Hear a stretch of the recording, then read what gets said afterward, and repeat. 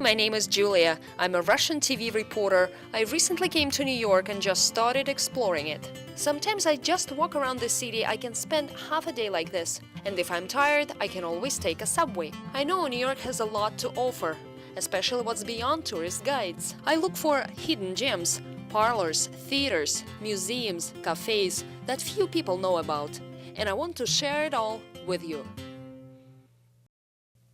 Today I plan to visit Greenwich Village. Here is the one train stop in the heart of Greenwich Village, where in any direction you can find a lot of interesting things to check out. For example, on the right there is Christopher Park, where the gay rights movement began. On your left you can take a quick walk to the first New York State prison, and behind me there is the narrowest building in New York. A lot of history here, so let's take a look. I'm going to a strange address, 75.5 Bedford Street. It's a place visited by many New Yorkers and tourists. And look, this is the narrowest building in New York. It is just 5 feet wide. 1, 2, 3, 4, 5 steps to walk from the beginning to the end of the house. Luckily, I bumped into a tour guide. He told me that this house is on sale now and that someone famous used to live here. Edna St. Vincent Millay. She was an early 20th century poet, and she used to drink a lot. Oh, really? And she wrote a line of poetry that went, "My candle burns at both ends, but what a light." Oh. She was a very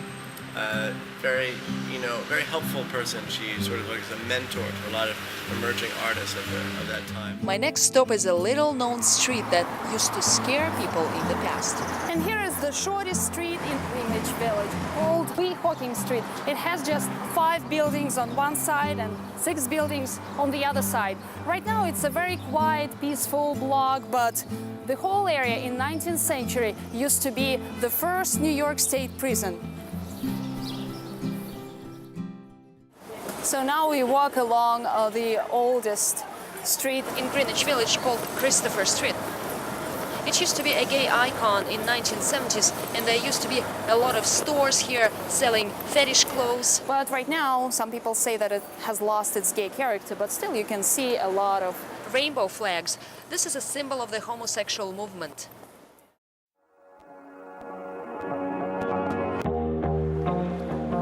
In June 1969, here near the Stonewall Inn Hotel, members of the homosexual community took to the streets protesting against a police raid. The event marked the beginning of the gay rights movements in the US and around the world.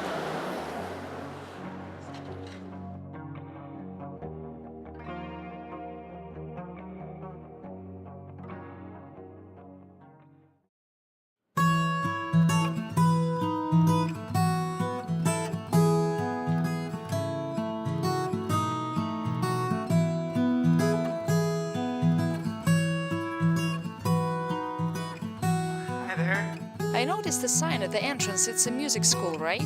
That's right, yes. Oh, really? Greenwich House Music School. Oh, I'm Menon to work. I'm the director. I'm Julia. Hi, Julia. Nice to meet you. you. Same here. Can you show me around? Sure, yes. Here's one of our rehearsal studios right here. I can also show you, besides just music, also use this as a gallery space. This is a local New York artist named Dan Bean, and his work has been up since November. We also have dance classes, we have readings, anything basically where someone needs a stage and they can present to the public. And how old is this school? More than 100 years. It used to be just somebody's house, but they bought this house, and it was originally for, at that time the village was filled with very poor people. So this settlement house was specifically made for young families who were just starting out, many from Italy or Ireland, who wanted music lessons for their children. So the community supported the school, and they got very cheap, affordable lessons, and we've been doing the same thing ever since. Anybody famous has ever graduated from this? Well, Bobby Lopez, who wrote Avenue Q in the Book of Mormon, wrote Avenue Q in the building. So we've had students like him over the years where people were just kind of doing hobbies, turned out to be very talented and went on and did great things outside. Oh, wonderful. Yeah. The school even has a nice garden where students practice sometimes or just chill out after strenuous music lessons. It was founded by this woman, Mary Simkovich, in 1902. And from this, I mean, we had a drug treatment program, we have a child abuse prevention program, we have a pottery school, we have all these different things. They all grew out of the nature of what was going on in the village. So this cherry tree over here loses all of its petals, and this whole backyard is covered in pink snow. It's really something to see in that time of the year. Having food for my mind and soul at the music school, now I should take care of my stomach. It's time to check out local cafes. Just a couple of blocks away, I found a hidden gem, a tea parlor. Hi, hello guys. Is it like a tea house, right? Yeah, this is a tea house. Well, it's a tea parlor to be more specific. Oh, so you serve teas, right? Yeah, we have over pastry? 80 different teas that we recommend. Most of them are Chinese-based, but we also have some of your traditional teas, such as the English breakfast, Earl Grey creme, and Irish. But I mean, most of them come from China. When was it opened, by the way? We actually opened almost a year ago. April 7th is going to be our 1-year anniversary. Oh, nice house. Do you know what was here before? Actually, it was a jewelry store. Oh, really? So we definitely did a lot of changing. We're not on a very main road, which is kind of nice because it kind of keeps us quiet, like a hidden gem.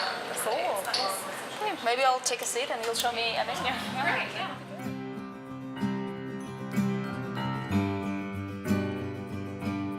Have you made all this? Yeah, I'm the pastry chef.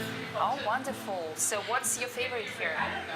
I like everything. I don't have really a favorite. Everything is something that I like. What is the most popular among the customers here?